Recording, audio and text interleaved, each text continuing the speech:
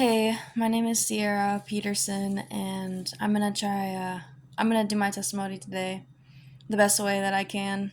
I did type it out, but I'm gonna say it out loud. Um, so when I was born, I was C-sectioned out of my mom, and when I was out of my mom, I was laying on my mom's chest, and I would start shaking, and my mom said I was cold, so she wrapped me up. And when she wrapped me up, it didn't help. I shivered again, and so this time she called in the nurse, and the nurse came in and she missed it. And the nurse said, just call me when it happens again. So she left, and then it happened again, and the nurse came in, caught it, and they took me away. And my mom was worried because I'm her firstborn. So she was very, very, very worried about me. And the nurse came back and said that I was having severe seizures and that I had to be taken to the Children's Hospital in Minneapolis.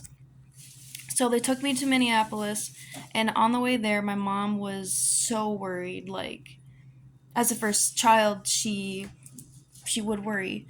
So she called my aunt, and my aunt, she is very Christian, and she had called over a priest, or she called a priest, and on the phone, they prayed over me. And when I was on the way to the hospital, I had only one seizure.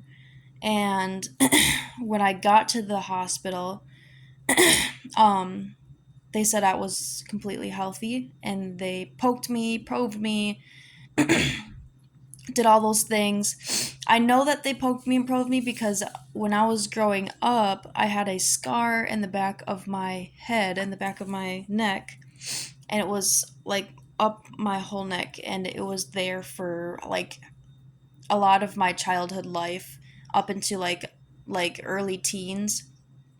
And I thought it was a birthmark, but it was whatever they're doing to me as a baby, and then they sewed me back together.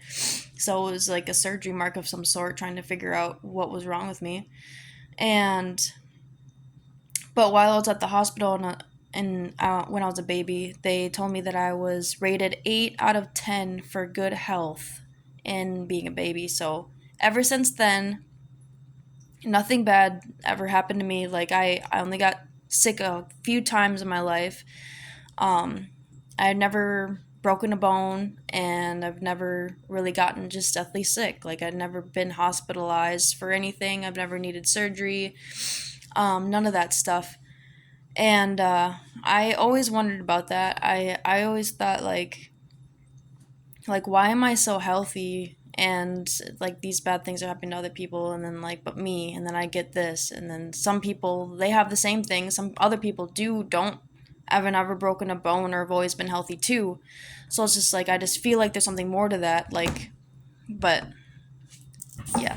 So I grew up, and when I was a kid, I was maybe before I started going to school, or yeah, I think it was. I went out with my dad.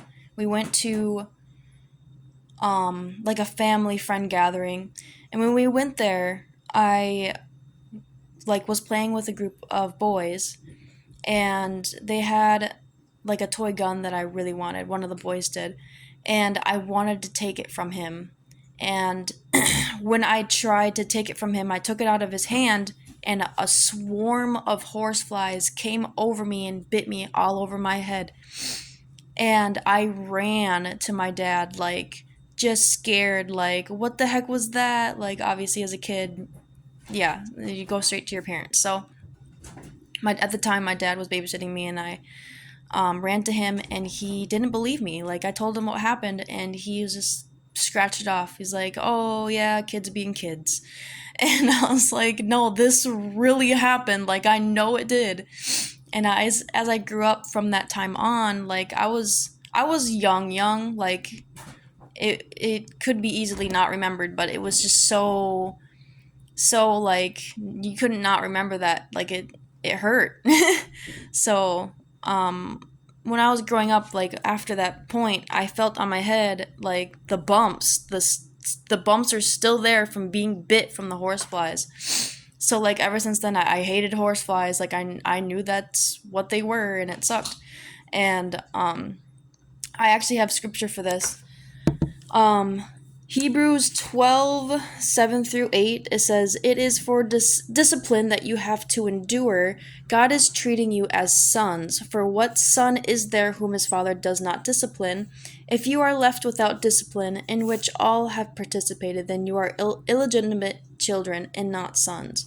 So I do believe that he did put me in the right path. Like he guided me and put me to help me be in the right path. Like it helped guide me to know like that was wrong, and he put me in the right path essentially, like for my life, like literally. Like I don't know. He I just believe that. I just really do. Um so after that, while I was growing up, me and my mom, we she always lived paycheck to paycheck. So it was really a struggle growing up. Um we always lived in apartments. We never really had a house, stuff like that. She definitely had a love for Jesus. Like she wore her heart on her sleeve. She was very gracious, very compassionate. She would cry over like little things, like, and it's nothing wrong with that. Like I gave her a card and she would cry about it, like just very emotional and very like I said, wearing her heart on her sleeve. Um, she loved very very much, and she put that in everything. Like she put that in the way that she made her food, especially her food. She did that type of stuff, and like it grown on me. And she was my best friend. Like I don't know how to explain it, but I loved her so much. She loved me so much that we were just friends. Like we would tell each other everything. I'd go to her for everything. But there was a time when I stopped going to her for everything. Like the hold on a second. I don't want to get there yet. Um, remember the part where I said that I really got sick? I do have a scripture for that. It says in Psalms 34:20, "He keeps all his bones, and not one of them is broken." So I know that he kept my bones, and that he's the reason why they're not broken. And Psalm 91:3-16, "He will keep you safe from all hidden dangers and from all deadly diseases. He will cover you with his wings, and you will be safe in his care. His faithfulness will protect and defend you." So I know that he kept me safe my entire life from really, really bad diseases and getting really, really sick. The one thing that I hated the most was like puking and going to the bathroom, basically. And he's always protected me from those. And even when I was like really, really scared about it, like he still was just there, like every time. Um, Also, so after that, when I started getting into my teens, I have had started to have dreams. I started to have dreams about spiritually just weird things. Like, I don't know. The first dream I remember vividly, there was a tree that came into life and it started grabbing all of my friends. And I was upset and worried, and I started to pray. And as soon as I was done praying, he took it all. Like, he took the anything bad and took it out of the dream, and my friends are fine. And I was really happy, of course, and then I woke up and stuff like that. And then also after that, like I would have dreams that would come in threes. And it was dreams of like the devil, like he came as a man and he would be calling my name and from a distance, and I would hide and I wouldn't I would try to literally hide and like get away from him because I knew it was like the presence, like it was like a feeling, like it's kind of hard to explain, I guess. It's just like I needed to run and I needed to get away, and it wasn't loving, it wasn't comforting, it was just the opposite of that. So in those dreams, I would run or get away. So I was never afraid when I woke up from those dreams. I was always just like curious, like wonder what that was about. So interesting. And they always came in threes, like 3 nights in a row. I would have a dream that I would be like being watched or being like, I don't know, like it was just weird. So my teen years is kind of where that was, maybe like 10 through 15. Like, I mean, that's happened throughout my life, but it started when I was like 10, 13 years old.